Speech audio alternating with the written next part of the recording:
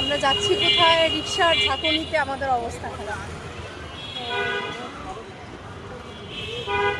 বেলি ফুল কিনতে চাইছিলাম, বেলি ফুল আর কেনা হলো না।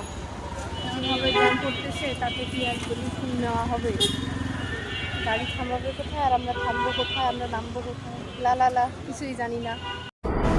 এগুলো সব আমার বাংলাদেশে থাকার ভিডিও। আমি যখন বাংলাদেশে ঘুরতে গেছিলাম ওই সময় ছোটো বোন সহ আমি রিক্সায় চড়ে ঘুরতেছিলাম। তো রিক্সায় চড়ে ঘোরার মজাই আলাদা, এত সুন্দর লাগে। আর কি সুন্দর বাতাস গায়ে এসে লাগতেছে, অন্যরকম একটা ব্যাপার।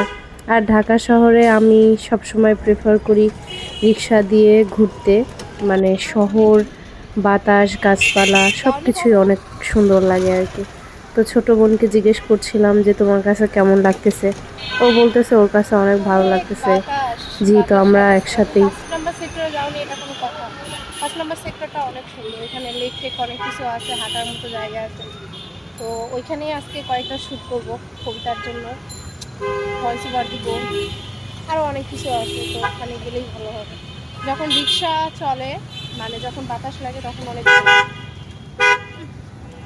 যখন জ্যামে পড়ে যাই তখন আর কি অনেক বেশি খারাপ লাগে। কারণ রিক্সার মধ্যে একটা মজার ব্যাপার হচ্ছে রিক্সা দিয়ে শহর যেমন দেখা যায়, আর হচ্ছে গায়ে সুন্দর একটা হাওয়া লাগে, আর এটার ফিলিংস অন্যরকম।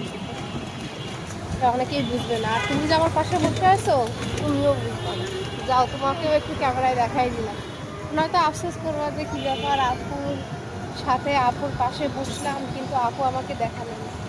এটা হচ্ছে আমাদের ছোট ছোট বলু, কিন্তু রাগ বেশি আর মাঝে মধ্যে চিৎকার দেয়। এই চিৎকার কীভাবে থামানো যায়, এটার যদি কোনো মেডিসিন আপনাদের জানা থাকে আমাকে কিন্তু বলুন। তো যাই হোক, আমরা কথা বলতে বলতে ওর সাথে দুষ্টুমি বান্ধবী করতে করতে আমরা প্রায় 5 নম্বর সেক্টরে চলে আসছি। এখন আমরা এখন মনে করবো। তো গাইস, সে পর্যন্তই কথা। বাই বাই, টাটা, আল্লাহ হাফেজ।